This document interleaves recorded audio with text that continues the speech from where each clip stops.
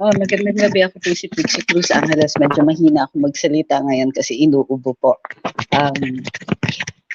Today's live is about, well, two things. Renaming the airport and citizenship. Ngayon, because it was August 21 yesterday, maraming na bring up uli yung alleged Malaysian citizenship ni Ninoy Aquino. Now, the question that I was always posing to those who were putting it in the comments is, why is it relevant? Bakit kailangan sabihin ninyo na Malaysian citizen siya? And was he even really a Malaysian citizen? Ang sinasabi nila, he was carrying a Malaysian passport nung umuwi siya on August 21, 1981. Nung napatay siya dun sa airport, pinatay siya dun sa airport. So I wonder how this is relevant to the discussion. Of course, there's people who are saying he's not a hero and so on. Para sa akin, it's good to bring it up para nare-review parate yung pagtakda natin sa kasaysayan. Ganun naman po talaga yon. Every time we review our history in light of new research, in light of new ways of looking at the situation, and so on. So now, ang tanong ko sa lahat ng mga nagsasabi, bakit cord ng headset ko pinoproblema ninyo? Kasi kung baba ko, mahihina yung audio. Kayo, anong gusto niyo? Diba? So, ang tanong is, why is Malaysian citizenship an issue? Or should it even be an issue? Ganito yon, no? Sinasabi nila, hindi siya hero kasi Malaysian siya. Well, or we don't know that. Because it's possible that he might have acquired Malaysian citizenship, but what we know is that he did not lose Philippine citizenship. So, bakit po? Bakit ganon? So, let's look at how you lose citizenship. Yan. How do you lose citizenship? Add to stream. Yan. This is how you, the ways that, sorry nahaharang yung laptop ko. How do you lose citizenship? By naturalization in a foreign country, express renunciation of citizenship, subscribing an oath of allegiance, rendering service in the armed forces. Kasi pag nag-render ka ng service sa armed forces, then you cede your citizenship. Kasi susumpa ka dun sa armed forces ng foreign country na yan. Cancellation or certificates of naturalization if you're a naturalized citizen. Hindi yan applicable dito. Having been declared by declared by competent authority a deserter in Philippine armed forces in times of war, unless subsequently a pardon and amnesty has been granted. In case of a woman upon her marriage to a foreigner, by virtue of the laws enforced in her husband's country, she acquires his nationality.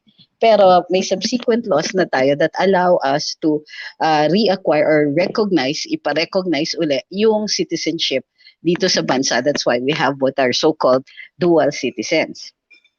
Ayun, Filipino women who have lost their Philippine citizenship by marriage, who have lost it, including minor children, etc., to reacquire Philippine citizenship, natural-born citizens of the Philippines, etc. here. So, upon taking back their oath. So, in the case of Ninoy Aquino, did he lose his Filipino citizenship? Okay? Was he naturalized in a foreign country? We know he wasn't, because he was in the United States by virtue of a very, very specific, like a visitor stay program. Did he renounce his citizenship? We have no news or information about that. Did he subscribe an oath of allegiance to a foreign country? Well, this is where people are saying the Malaysian passport becomes significant. Diba? May Malaysian passport siya, therefore, the presumption is he's a Malaysian citizen.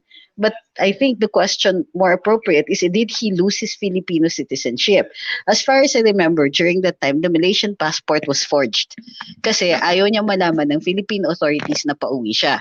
So, gumamit ng fake passport or nag-forge ng passport without necessarily declaring citizenship in Malaysia in order that he could get a ticket and ride home. Yun po yun. So, it's not necessary for us to reinvent history and say that he wasn't a Filipino. I mean, that's really pushing it too hard. Facts are facts. Para sa akin kasi, hindi significant masyado yung whether or not he was a Filipino citizen, whether or not he was a Malaysian citizen. But what we know is that he did not lose his Filipino citizenship. But it is not necessary to go into that pagka nire-review natin kung whether or not bayani siya. Huwag lang tayo mag-iimbento. Yun lang ang ano natin dito. Huwag tayong imbento because it's not even necessary. 'Di ba? Oops. Ayan. Okay, let me check your comments on that one. Paus po kayo. Opo, paus talaga ako. Tapos pinupunan niyo pati yung yung buhol-buhol na ko na mic ko. Ngayon hawak-hawak ko na. I have to hold it up close kasi mahina nga po yung mahina po yung boses ko dahil nga paus ako. Nakatawa ko sa comment, sabi ni Vivit, na si Ninoy is a Malaysian. Well, the only evidence of that is a Malaysian passport, diba? But there is no report that he lost his Filipino citizenship, that he renounced it, that he served in a foreign military, and so on. Kasi, like I said, what we understand is that was a forged passport para makapasok siya sa bansa. So, ayun. Marshall Bonifacio pa nga name niya dun sa fake passport. Yeah. That's what he used. Madali pa kasi noon na gumawa ng mga magpeke ng mga passport. Ito, Ninoy got a Philippine what? Got a Philippine what? Through his fraternity brad na isang ambassador. Kaya nakauwi si Ninoy sa Pilipinas. Philippine what? Philippine what? Pakiano nga.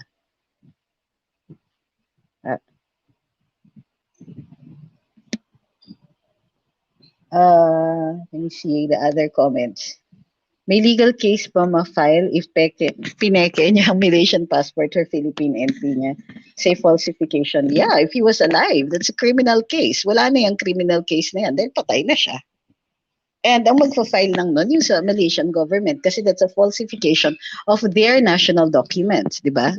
So, hindi dito. Ang tanong nga is, if he faked it in abroad, wala rin siya liability dito. And dito, di ba, ang magka-claim niyan should be Malaysia, not the Philippines. Nag-forge pa siya, alam din naman ng lahat na uuwi siya. Oo nga, totoo yan. Tama ka dyan, Joel. It's, I remember, you remember, di ba? Bata pa tayo nun Ito naman si Sydney, wag mo naman baluktutin yung sinasabi ko. Sabi mo, technically speaking, Malaysian citizen po siya. Hindi nga po How can you become a Malaysian citizen simply because you, have a fake passport? So, ayan, sabi ni Jeffrey, kay Miss Marlica ako, first narinig ang Malaysian passport na ito. Buti po ay may additional information, pero magandang talakayin ang pagiging bayani ni Ninoy. Oo, kailangan talakayin yan. Although right now, I think we should what we call controvert it. Kasi ang sinasabi nga, itinakda nga sa ating kasaysayan na siya ay isang bayani. So kung kikwestiyonin natin kung bakit siya bayani, huwag niyo namang sasabihin dahil Malaysian passport ang hawak niya. Hindi naman po yan Hindi mo ma-overturn yung argumento nila. So ang narrative nila, umuwi siya, alam niyang papatayin siya, but he came home supposedly to fight for justice and freedom against the dictator and all that. So kung sasabihin natin na hindi siya bayani, kailangan meron tayong pruweba na natatanggihan natin yung kanilang ina-assert na acts nagko-constitute ng kabayanihan niya. Hindi yung sasabihin natin na Malaysian siya. That doesn't do anything. And as a matter of fact, that's easily disproven. Diba? Mahinang mahinang argumento yon. Siguro nabigyan ng Malaysian passport dahil sa paghudas niya kay Marcos, yan ang reward niya sa pagkanulo niya sa Sabah natin.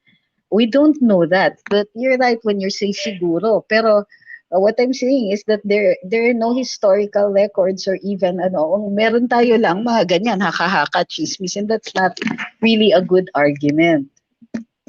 Sabi ni Leo, is there any consequence of losing his Philippine citizenship to being a hero? You can be a foreigner and still be a hero for us as long as you're fighting for Filipino sovereignty, for Philippine freedom and so on, 'di ba? Sa atin nga for a long time we considered MacArthur a hero. We don't declare him a national hero, and yet for many he was he was honored as a hero, daming memorabilia about him. We speak fondly of him in our history. And he's not a Filipino, although he strongly identified with the Philippines kasi lumaki siya dito. Diba? His father was also in the US Army early in the years of American colonization. Sabi ni Chard C. Blaze, he was warned noon ni FM na wag uuwi ng bansa. Actually, si Mrs. Marcos ang nag-warn sa kanya. Sabi sa kanya, wag kang umuwi. Wag uuwi ng bansa because baka mapatay siya. So may intelligence report na natanggap si FM about his assassination.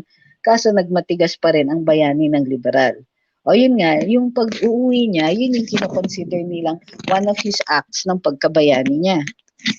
Sabi ni Joel Reyes, thank you for keeping us informed. Ito, sabi ni CDR, ano ba ang conviction ni Aquino noong 1977? May implication ba yun sa citizenship niya? Hindi po.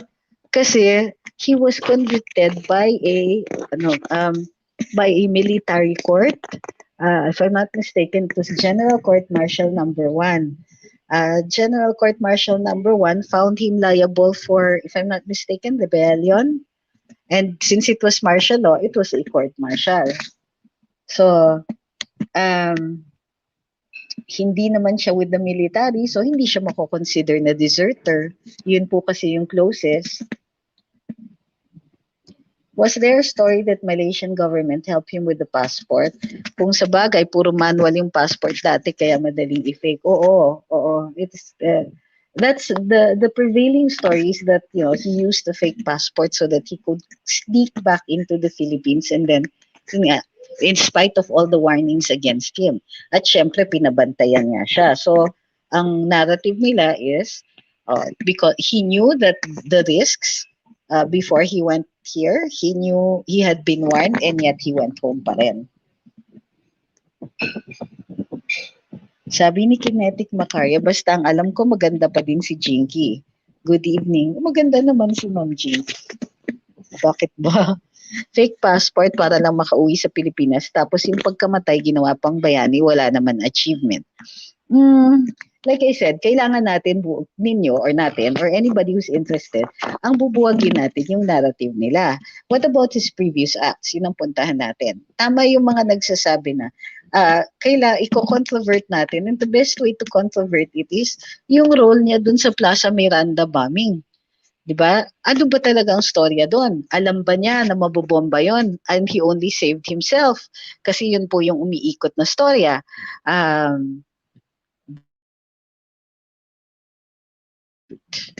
Bakit alam niya bakit alam niya may mangyayari tapos gano'n na nga what he did was he didn't tell everybody else na may gano'n na danger. And so may maraming nasawi doon. People got fingers and toes blown off, arms paralyzed, and so on. So, yun lang. Ang inaano ko lang is that if we're going to question the narrative that was imposed on us and say that he's not a hero, you go into those things. Hindi yung Malaysian siya. Mababaw yung argument na yun, kaya hindi tayo pinapakinggan eh. Diba? Yung mga ganon. Did Ninoy know about the Plaza Miranda bombing in advance? Diba? Was he involved in it? May mga ganong kasing balita.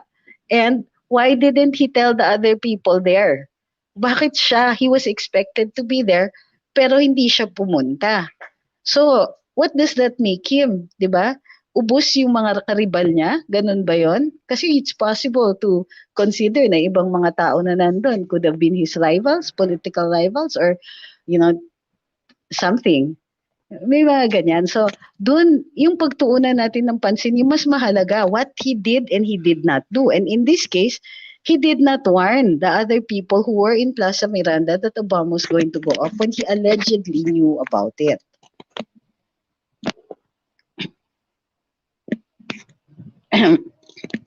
Sabi ni Sydney, friends po tayo, kung dahil po sa issue ng fake passport po, kung may mag-push po na i-revoke it as a national holiday, magagawa po ba yan? And ano po ang basis upang malagay sa currency isang tao o bagay po? Normally kasi it's the Bangko Sentral that It's the Bangko Sentral that determines who's going to go on in the dun sa pera natin. Give me 2 seconds, magpa-plug in lang ako. So, yung aray ko. Nag-lobat bigla yung laptop. Ayun. So, it's a central bank. Kailangan lang naman natin sabihan yung central bank. Di ba?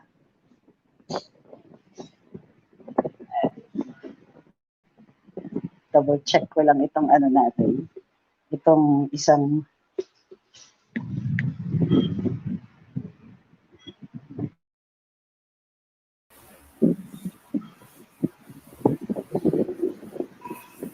ayan. Alright. Sorry about that. Kailangan ko ayusin to eh. As usual, walang kasama. Ayan. Okay. Okay na. Sorry about that. Ano po daw yung magiging basis? Ayun nga, it's the central bank that determines, and usually they put only historical figures. And syempre, kailangan positively historical figure na yun. So there's no question na historical figure si Ninoy. Ang tanong nyo na lang dito is kung bayani siya. And kung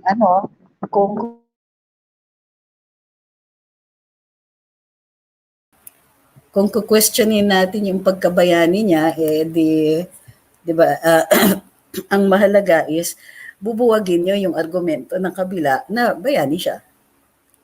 Oops, I had to remove the other camera. Sorry. Ayan, okay na tayo. Sorry, medyo na nagka-problema yung isang camera.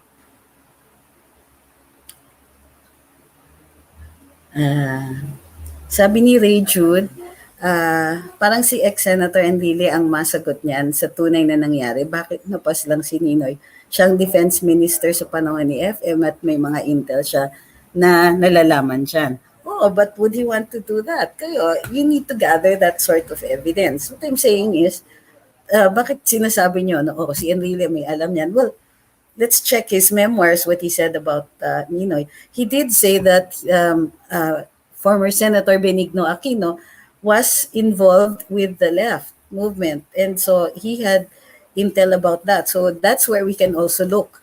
Diba? Kasi noon, hindi naman ganon din ang tingin natin sa mga kaliwa. In fact, para sa iba, medyo heroic yung effort nila because again, people were saying na they're fighting for freedom. Ngayon, bago na rin po ang pagtingin sa kanila.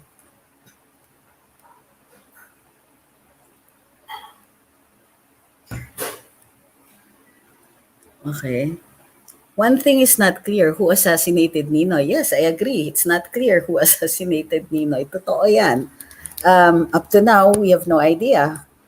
Well, we know who shot the guns. We know the people who, and they were jailed, di ba? Yung tatlo, sinalat, Martinez, I forgot the other name. But they were saying that they had additional information on the conspiracy to kill former Senator Benigno Aquino, but they were never given the chance to tell that story, and they never did. They didn't tell anybody else. They wanted to tell their story in an official capacity, and all three of them died without ever having told it. Why don't the Aquinos pursue the investigation to know who? Well, they have their reasons. Diba? And those reasons are not really being made public. Pa-correct po if tama memory ko, sabi ni John Lansangan, 50 years na kailangan bago maging face siya sa pera. Hindi po ganun yan. The 50-year rule is a rule in historical research. Hindi po tayo nag-claim na may bayani or anything like that, or we don't even make hindi tayo nag-claim ng kabayanihan because we need some time, some distance from the time that they were hailed as a hero to the time they're actually declared as one. Yung period of na yun is, the rule of thumb is 50 years. O bakit 50 years? Because this gives you at least a generation distance from the time of the alleged heroic act to the time that they're going to be declared. Kasi hindi na ganun ka-emotional. Yun yung point po doon. So the 50 years is not a rule or a law.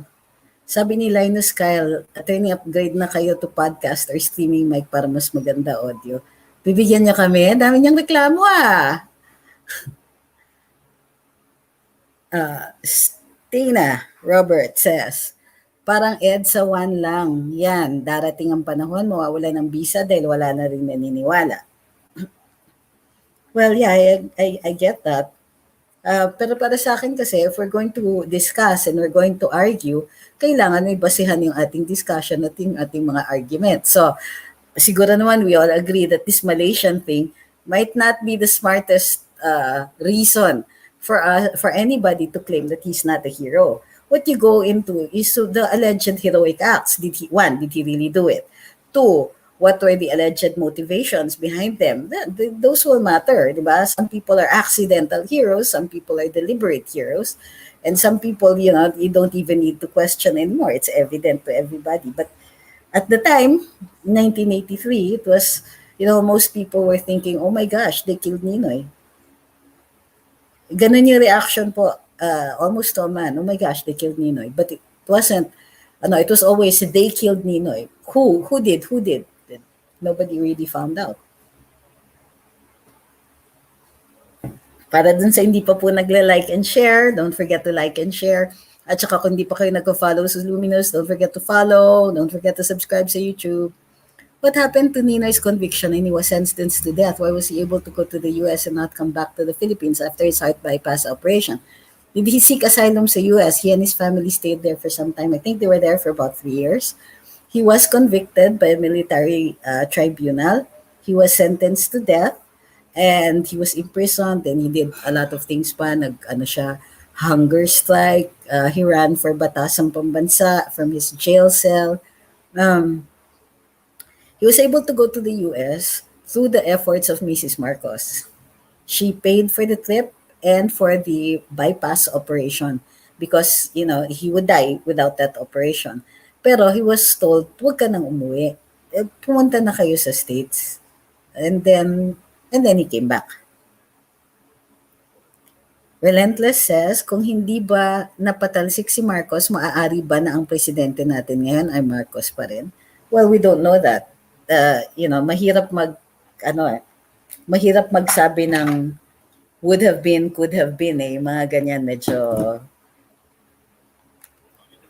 not sure tayo dun. We're not sure about that one. Mahirap I wouldn't be able to tell. For all you know, Marcos would have stepped down anyway, had held elections and all that. He was, after all, old na.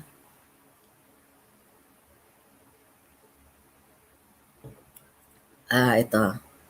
Sabi ni Franklin, bakit Malacanang sineselebrate death ni Ninoy? Kay Marcos ginagawa rin ba nila yon?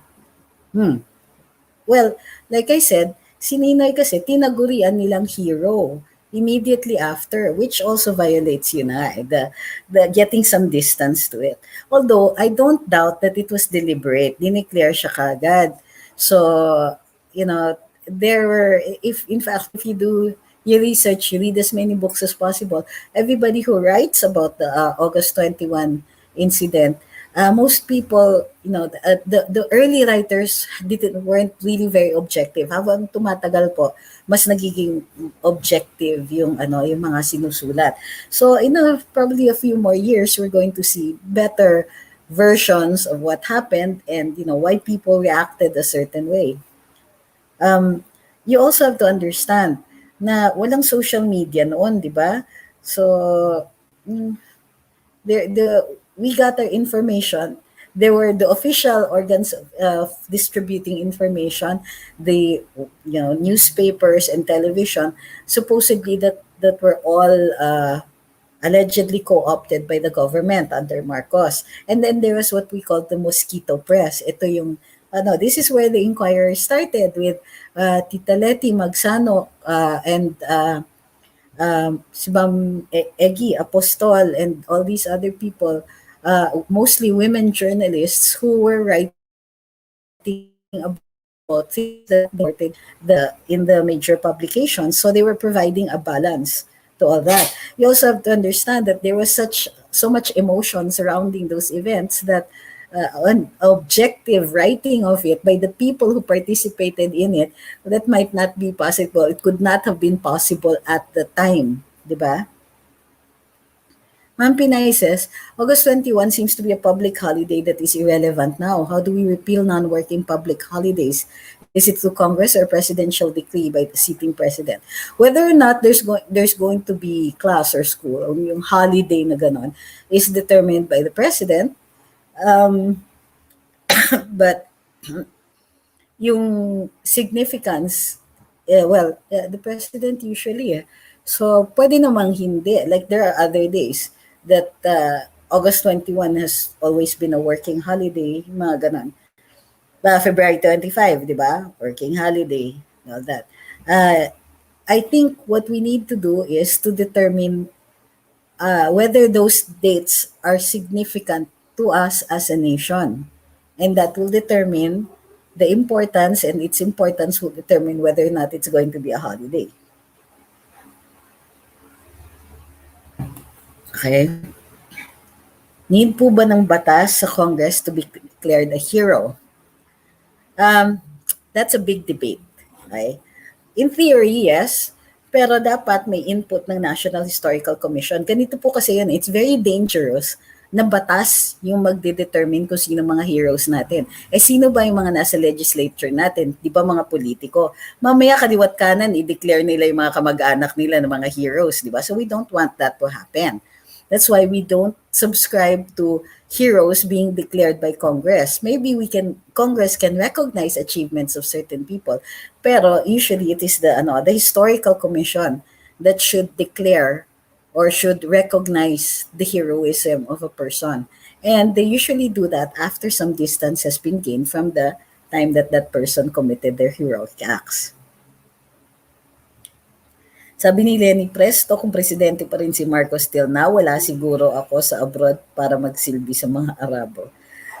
To be fair, the diaspora began while he was still president. Okay, why the diaspora? Why did we suddenly start sending people abroad? Well, because several things. Actually, if you look at the laws sa Pilipinas, a lot of the dumbing down, the suppression of the expansion of our educational system began in the Marcos years and then continued throughout after that. So that now we have less and less time for our public schools. We give more importance to vocational rather than liberalized education or even going to college and all that. We started a policy of exporting labor. So, mas maganda yung kwento ni Boss Jonathan. I'll get the clear beginnings of the diaspora then. But we have to be fair. The policies that turned it into this way began in the Marcos years, in the late Marcos years. But they were also continued by Cory and Ramos and so on. Ano po legal steps para maalis sa 500 peso bill ang mukha ni Ninoy pati maibalik ang NAIA sa old name na ito? Well, the NAIA can only be renamed by law because it was named by law. Sinasabi yan ng NHCP at saka ng court. Remember, Attorney Larry filed a petition to revert the name to Manila International Airport because he said that the law that declared it was incomplete. So, dinismiss po yun. So, ang kailangan lang is another law to revert it back. Back. So, doble-doble na yan. On the 500 peso bill, I think it should be a petition to the Bangko Sentral because it's the Bangko Sentral subject to the approvals by, let's say, the NHCP and other the historical agency because dinedetermine yung historical significance and importance ng tao na nilalagay dun sa pera.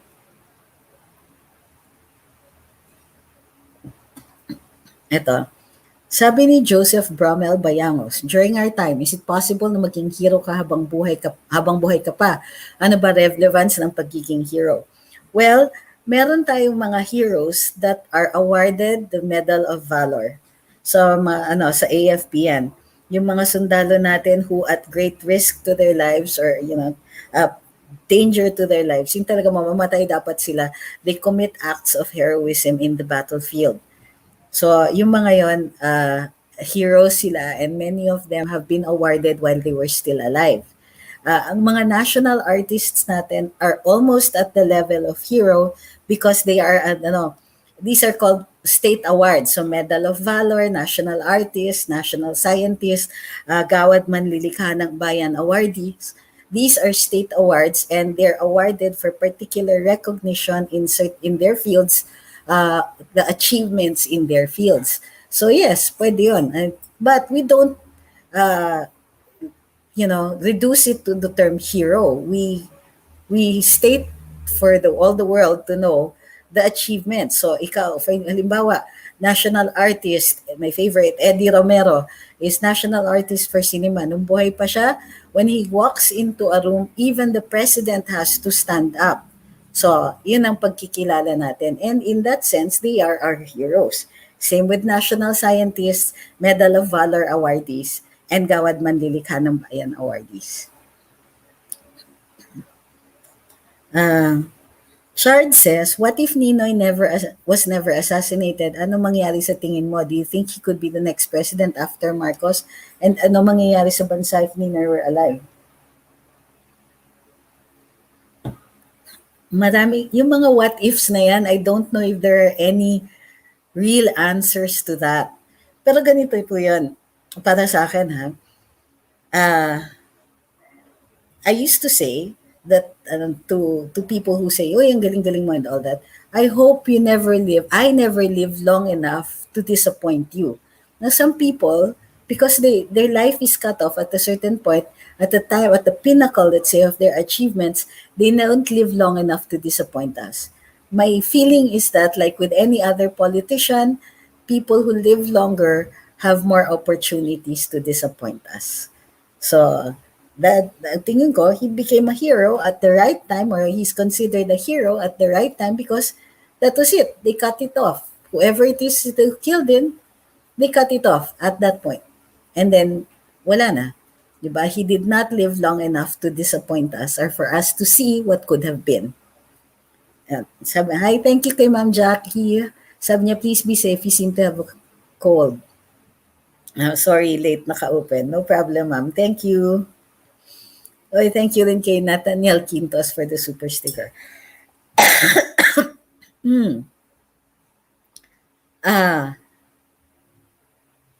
Sabi ni Ma'am Virgie, kalokohan di ba ibalik Mia? And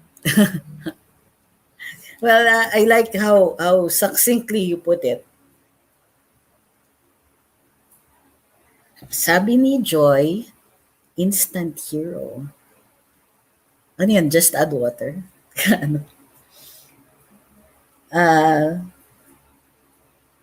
Jeffrey Codillo says, we can hope but we will never know because they already died. That's it. Masarap po panahon ng early 70s to mid-80s. Mura lahat ng basic products, pati gasolina at pamasahe. But we have a tendency to look into the past with nostalgia. But mura ba talaga? Kasi sasabihin lang natin mura in relation to whatever it is we're making, di ba? Because that's how you say mura. Let's say, kunwari, bentahan ako ng 2 piso na na choknat. But if all I make is, let's say, 20 pesos per week, mahal yon. So it's always in relation to something. Sabi ni Amsidel Reacts, this content is classier than most political content on live streaming these days. Kudos to you, Idol. Please take care. Please. Hi, thank you. Thank you. I really appreciate that. And if you appreciate it as well, I would be very thankful if you liked and shared. Thank you very much. Thank you kay Ma'am Bel. Pahinga ka muna, Ma'am. Ako nahihirapan sa boses mo. O nga eh. Malapit na. So let's discuss yun nga, name change. Ay, nandun na nga pala tayo. Name change. Name change, well, of course, may nagtanong kasi, bakit daw yung Clark naging Diosdado Macapagal Airport tapos nag-revert without having a law enacted for that, which is a very good question. So I looked it up. Sabi, Ang Clark International Airport was named Diosdado Macapagal Airport in, ano year ba siglo? 2003. Okay? But at the time, it was under the Bases Conversion Authority. Later on, nalipat siya to the DOTR. Yung pag-name kasi na Diosdado Macapagal Airport was through an executive order by Gloria Arroyo. So when it was turned over to the DOTR, via executive order also, the name reverted to Clark International Airport, but the passenger terminal remained, no, I think it was an administrative order, but the passenger terminal remained Diosdado Macapagal. So iba po yung lagay ng Clark. Yung MIA kasi, turning into NAIA, was by a law filed, the bill was House Bill number 47 circa 1987, filed by Raul A. Daza of Northern Samar, and it nag-snowball naman sa House at saka sa Senate at the time. So if you look at the law, it says without executive action, meaning hindi pumirma si Cory. It lapsed into law. Yung kumbaga, di ba, when a bill goes up to the president for signature, pwedeng hindi pumirma yung president or pwede siya mag-veto. So, in tax cases or in the GAA, pwede siya mag-line veto. In this case, hindi vinito ni Cory, she let it lapse into law. Ito, sabi ni Ian, it seems that Rad Media at that time ang nag-declare na hero siya. Now I know NHC dapat mag-declare. Yes, NHCP. Thank you kay Ma'am Lauren. Sabi ni Ma'am Jeka, Fave Vlogger, sharing of knowledge gives us more insight into legal technical things in politics. Your content does help us lots to be more aware and critical at the same time in any political issue. Thank you. How other heroes died for our country compared to Ninoy. Tapos may naging instant hero in just a short time na pinaboran ng kanyang kamag-anak at kaalyado. Kakahiya kay Jose Rizal. Well, yeah. In that sense, yeah. Marami nga nagugulat minsan pag sinasabi ko walang batas na nagsasabi na hero si Rizal. Tinagurian natin siyang bayani. Well, the NHCP has already, kumbaga, institutionalized the importance of Jose Rizal and Andres Bonifacio and all that. But for instance, with Andres Bonifacio, there's huge controversy also about his heroism. Kasi nga, a lot of what we know about him or what we repeat about him is the rhetoric of the 1930s nung naglalaban for president si Manuel Quezon at saka si Emilio Aguinaldo. So, the easiest way na siraan si Emilio Aguinaldo is to glorify allegedly sa kanya. Sabi ni Manuel Miranda, I hope I don't live long enough to disappoint you. Something that can also be said about Pacquiao's boxing and political career. Well, I think that Senator Manny has other talents that he can revert to. Kumbaga, hindi pwede naman yung yung isang thing lang, di ba? Kunwari, yung iba nag-artista, and later on they become businessmen. When their career, starts to go down or their popularity starts to wane, there's something to fall back on. And I'm sure Senator Manny has other endeavors, di ba? Sana mag-aral pa ng konti. I think if he stays in politics long enough, he'll be less prone to listening to people who are just, nagpapahamak sa kanya. Ito sabi ni Sam, thanks to social media, may access na tayo sa information, di na siya monopolized na mainstream. Correct. Sabi ni Mel, galing mo talaga. Uy, nabasa ko pa. Pagpapaliwanag, kaya hindi ko makalimutan pagkarambola at naka-live ka. Thank you. Napansin ko lang po kasi, bakit po pag pro-dilawan yung news, like anniversary ng EDSA, or para sa mga Aquino, nasa lamestream ka agad. Pero pro Duterte, parang hindi nasisikatan ng araw. Well, alam naman natin kung bakit, di ba? Huwag na tayong magtaka. That's why I keep saying na all news media are biased. There are some who are less biased, more objective than others, but there are some who are, a lot less embarrassed about being that way. Di ba? Ay, thank you kay Ma'am Mauro Sipin. I flew out from Manila International Airport upon returning Noynoy Aquino International Airport na. Good morning po. Naku, Ma'am Mercy, thank you din for your super sticker. Eto si, nasan yung kay Carl? Ito, sabi ni Carl, huwag niyo po sanang batiin ang Mami Rosemary Kumazawa na mag-isa sa Japan ngayon. Super fan niyo po yan. Nag-share na nga siya ng live mo ngayon. Hi, Mami Rosemary Kumazawa. Thank you very much for sharing. And thank you very much kay Carl. Maraming salamat. Nag-iisa pala po kayo. Please stay safe and stay away from COVID. Thank you very much, Ma'am. Ano yung next? Okay. Sabi ni Ma'am Charity, si Presidente Duterte lang yata yung presidente na madami din napagawa roads and bridges na ayaw magpatawag na hero at walang nakapangalan sa kanya like Duterte National Highway. Hindi po kasi pwede habang buhay siya. That's one of the rules dun sa NHCP. Bawal na bawal po talaga yun. Hindi pwede pagka buhay pa. Pero you know what? He could have had something declared after his mother, di ba? Named after his mother or his father, pero hindi niya ginagawa yan. Totoo yan, tama yan. Thank you kay Linus. John Ray Macellones says, napansin ko lang po bakit, ay, ito na pala yan. Sa mga libro, Ninoy is the hero in even discussing the atrocities of martial law sa mga bata, pero never kong nabasa mga nagawang maganda ni Marcos and how Philippines became a powerful country among Southeast Asian neighbors. Wala yan sa mga libro sa mga bata. Actually, that's why we say that history has to constantly be reviewed. At the time na ginawa po kasi yon, the emotions were high and people remembered. And dahil isinakasaysayan, sinulat sa ating kasaysayan, it tends to get, it's taught. And so, for those of us who learned these things in school, there was a good and there was an evil, and then parang unadulterated yung evil dun sa isang side. But, and this is why, di ba, historians wait about 50 years.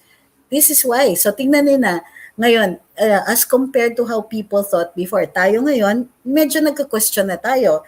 We want to controvert it. A lot of people hindi na believe kasi we have some distance na hindi tayo involved nung time na yon. Or, di ba, ngayon, nasasabi na natin kung anong saloobin natin tungkol dun sa mga pangyayari noon. Excuse me.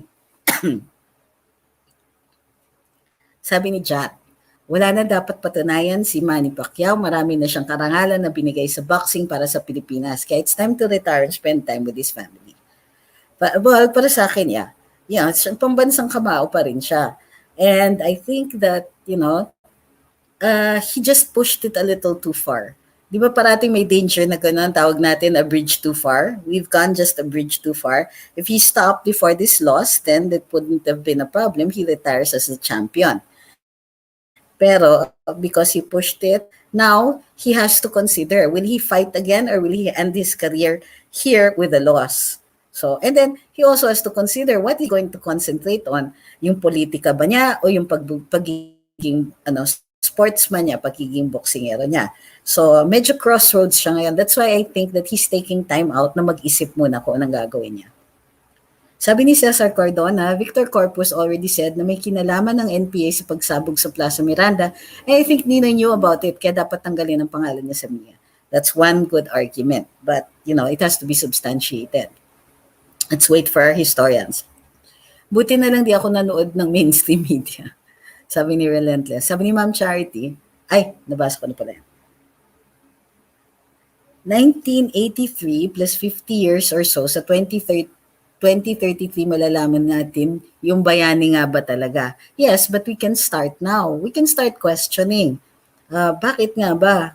Diba? And for example, yun na nga, yung naming of the airport right after Cory became president, medyo 1987 yung declaration So, ibig sabihin, it was right after na kagagawa pa lang na 1987 Constitution, 1 year in office pa lang si Cory. She didn't sign it Talagang ayaw niyang i-sign kasi nakakahiya. At the same time, tignan ninyo, all presidents afterwards, mahihiya silang tanggalin yan because yun nga, a lot of people still think that he's a hero and so on. So if you don't consider him a hero, then we have to do the research. We have to question whether or not he's a hero and whether or not the acts that he did constitute heroism. So yun yung dapat dinidiscuss. Yung, hindi yung makikipag-away lang tayo sa social media, wala naman tayong bala, di ba? So, Malaysian citizenship, that's questionable. Pero yan, yung mga, what was his role in the Plaza Miranda bombing? Ano ang ginawa niya kay Luis Taruk? And so on. Filimon Esquero says, sana ginawa na nilang Ninoy Aquino International Airport Terminal 1, Corazon Aquino Domestic Airport Terminal 2, Noynoy International Airport Terminal 3 para kumpleto ng legacy nila sa palit pangalan mode. Grabe, masama ka talaga magbiro. Ito, Bernard Allen says, always a pleasure listening to you. Hope you'll be back in Carambola by Monday. I hope so too. Ayoko rin kasi mahawa si na Boss Conrad, si na Boss Jonathan. Duwan man po ba sa tamang proseso ang pagsalpak ng mukha ni Cory sa 500 peso bill? Available po ba itong info na ito sa ating mga hampas lupa? Kasi baka mamaya biglang 3 na sila doon at isa rin si Noynoy. We have to check. Nasa Bangko Sentral yung records na yan. Government properties redefined. Can we teach our children without political color but truth? Can we redefine political achievements as people's achievements? Can we redefine government property in place of political idols? Give unto Caesar the things that are Caesar's and unto God the things that are God. I feel that historically, to Filipinos, Marcos and Duterte must be given what is due to them, namely honor. Moreover, bitin po yung sinulat nyo. But that's the ideal. We want to teach history with as little political color as possible. Pero do you think that is entirely possible? Because even historians are not objective. Para tayong nagsasabi na nagre-rely tayo sa mainstream media or even sa mga bloggers when in fact, everybody has a take, everybody has a slant. Some more than others. And so, the writing of history cannot be divorced from opinion because usually the historian has a thesis. I think this is what happened. Yeah. For example, I think Bonifacio is overblown as a hero, too much mythologizing. And then working on the thesis, you get all of this information and so on. And even then, in the choosing of what information supports your thesis is also, reflective of your particular point of view. But the nice thing about thesis and historical writings, particularly pag ganun sa academe ginagawa, natitest siya, 'di ba? Pagka thesis yan, 'di ba may board, they'll ask you questions, they'll test your theory, it's subject to that. And then when you publish it, other people will read it and either agree or disagree and then publish their own opinion. And in the process, this is the academic process of defining and redefining yung mga thesis natin. So, we can define and redefine who our heroes are or just how heroic we can deem them to be. Diba?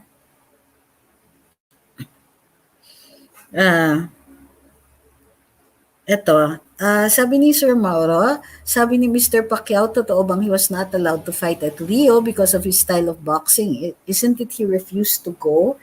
I remember that he refused to go, but let me check on that. Mahirap na magsagot ngayon. Hindi ko po nababasa yung issue na yan. But it's a good question. So I'll get back to you on that one. Sabi ni Cesar, sana alisin na yung mag-asawa sa 500 para makaipon na ako. Ay, grabe. Sa sobrang inis na niya, tinatapon niya sa basurahan. Lagay natin yung basurahan mo dito sa harap ng gate ko. Para we're very willing to take the 500 peso bills off your hands. Why is it hard to rename the NAIA to Mia? Remember that Clark was changed? Yun na nga ba yung sinasabi ko, di ba? Yung Clark kasi was named by executive order. NAIA was named by law. So to change it, law din. So yung KPGMA, yung Diosdado Macapagal, naging Clark uli kasi EO lang siya. So kahit AO, pwede siyang i-overturn.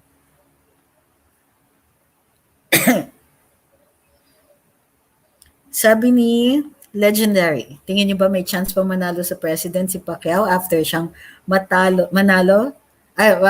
kay Ugas? I think those are two different things. Pero, di ba?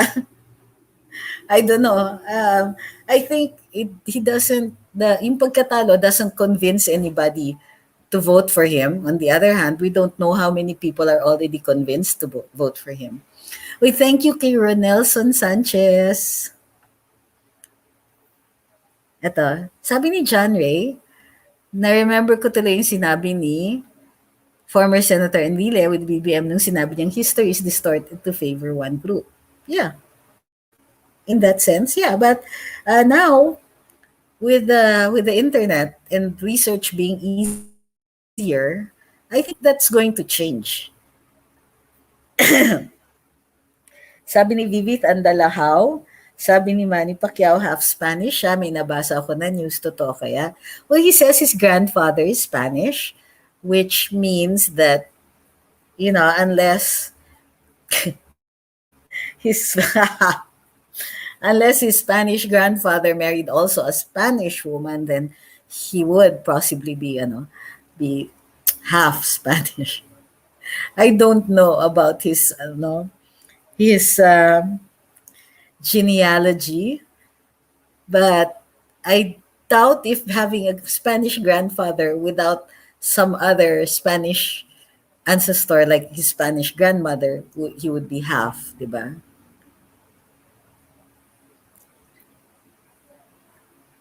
Sabi ni Ma'am Pinay, intermittent yung service, paputol-putol. Oh, I'm so sorry about that. Thank you kay Ma'am Ida Pajarillo. Sabi ni Jeffrey, history is written by the victors. Sino ba yung Victor? Pagalitan mo nga. Hindi na po nga totoo yan. Kasi dati, ang mga nagsusulat lang, ang marunong lang magsulat ay yung mga nasa aristocracy or yung mga nasa religious orders. So, kung sino yung manalo, yung mga tangay-tangay niyang mga marunong magsulat, sila yung magsusulat. Literally, magsusulat ng kasaysayan. And syempre, dahil sila yung hired ng nanalo, it's from the point of view dun sa nanalo. Ngayon po, dahil meron ng ibang technology, there are many also points of view na nare-report out in historical writings, di ba? Sana tumawag si Marshall kay Pacquiao at sabihing alternate na nga, kalaban mo natalo ka pa. Ay, grabe.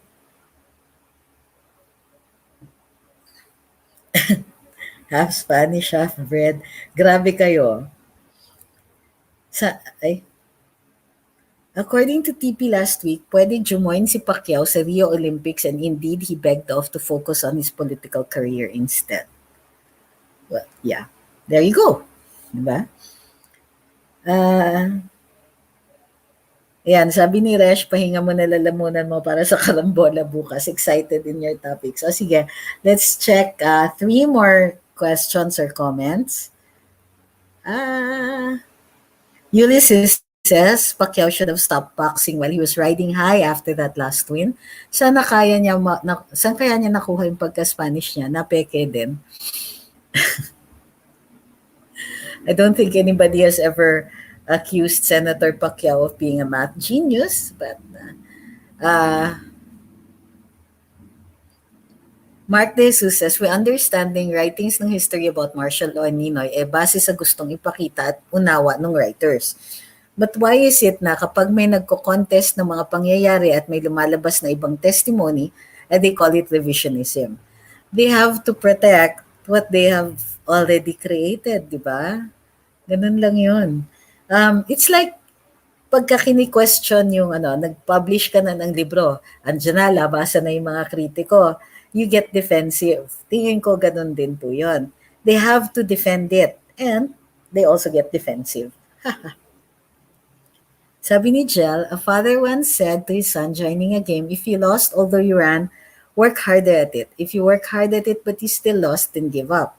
Wonder if he'll totally back down or turn the tables around trying to get sympathy. Alam niyo, to be fair kay Senator Manny, wala akong naririnig na he was blaming the judges or anything like that. Inamin niya, his legs were tight, di daw siya maka-adjust, and so on to Ugas's style. So, I don't see ano naman dito kay Senator Pacquiao, dito sa post-fight na mga sinasabi niya. He admits na may kahinaan siya dito. The other thing that we also have to look at is that Ugas is younger and possibly quite quicker.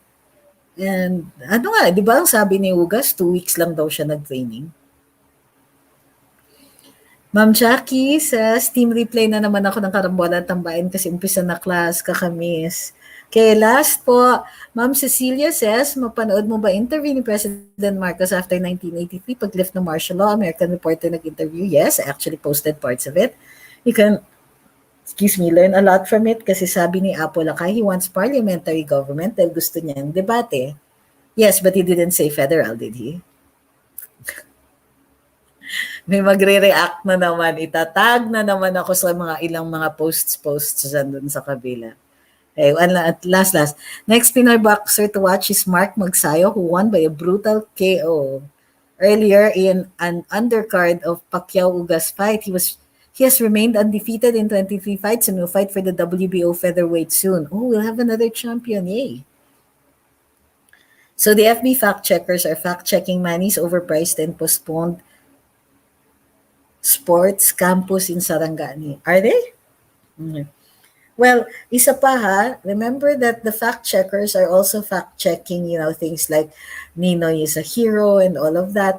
And they will rely on already the written records. So please be careful when you're posting about, certain things that for them still have historical basis kasi, the history books aren't yet questioning in full or, we haven't just drifted that far apart from 1986 or 1983. People are still, emotional about it and they have, kumbaga, emotional investment in that. So it's not going to be that easy to drift away from that. Lalong-lalo na if every election, sinasariwa nila itong kwentong ito. Plus, all of the names that they have put in the buildings and highways and all of that. These have an effect on us and they make us think that history is immutable, di ba?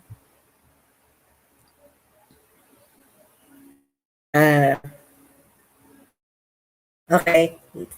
Keep extra safe, sabi ni Brian, Attorney Trixie and team. Okay, on that note, maraming salamat. Ang dami po nagpadala sa super chat at super stickers ngayon. Huwag niyo pong kakalimutan bola po bukas. And tambayan. Saan na makapagtambayan ako? Kasi inuubot pa rin ako. Maraming salamat din. Don't forget to, yung mga nasa Facebook po, don't forget to check kung naka-follow pa po kayo. Kung hindi, don't forget to follow. And check nyo po, yung mga hindi pa po nagsusubscribe dito sa YouTube, don't forget to subscribe. Maraming salamat po sa inyong lahat and have good what remains of the weekend. Thank you very much.